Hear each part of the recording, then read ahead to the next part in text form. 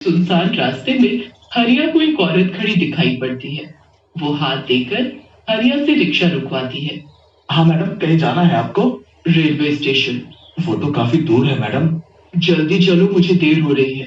हरिया बिना पैसे पूछे उस औरत को रिक्शा में बिठा लेता है और रिक्शा चलाने लगता है। रिक्शा में बैठते ही वो औरत एक चुड़ैल में बदल जाती है।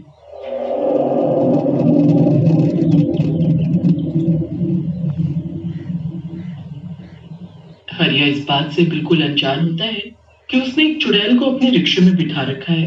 वो तो बस एक सवारी मिलने की खुशी में जल्दी जल्दी रिक्शा चलाता रहता है। चुड़ैल रिक्शे में चुपचाप बैठी रहती है।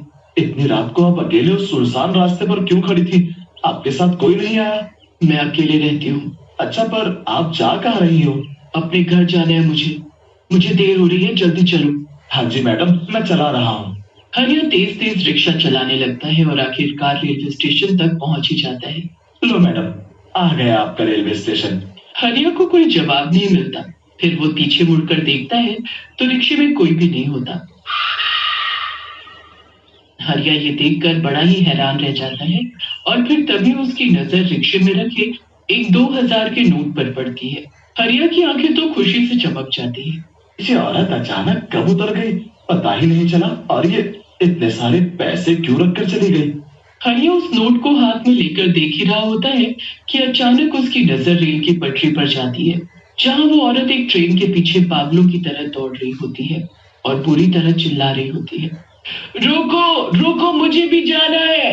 हरिया चिल्लाता रहता है पर वो चुड़ैल भागती रहती है। भागते भागते वो दूसरी पटरी पर पहुंच जाती है, जहां सामने से एक ट्रेन आ रही होती है। हरिया और जोर से चिल्लाने लगता है और उसको हटने को बोलता है। वो उसे बचाने पे भागता है पर तब तक ट्रेन उस चुड़ैल पर चढ़ जाती है। हरिया भागता हुआ उसे देखने जाता है तो वहां कोई नहीं होता।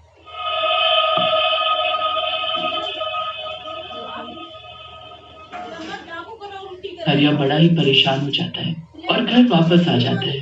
घर आकर वो अपनी बीवी के हाथ में वो 2000 रुपए का नोट रख देता है और उसे सारी कहानी सुनाता है। अरे बेचारी के साथ पता नहीं क्या हुआ होगा, और देखो ना कितनी जल्दी में होगी वो जो इतने सारे पैसे छोड़कर चली गई। मैंने तो बचाने की पूरी कोशिश की थी, पर क्या करूं, मुझे वो कहीं दिखी भी नहीं। दोनों उस रात सो जाते हैं। उन पैसों से मीरा घर का राशन भरवा लेती है और हरिया अपना रिक्शा लेकर निकल पड़ता है। रिक्शे वाला सवारी नहीं बिठाने देता। निराश होकर घर लौटने लगता है कि उसे उसी रास्ते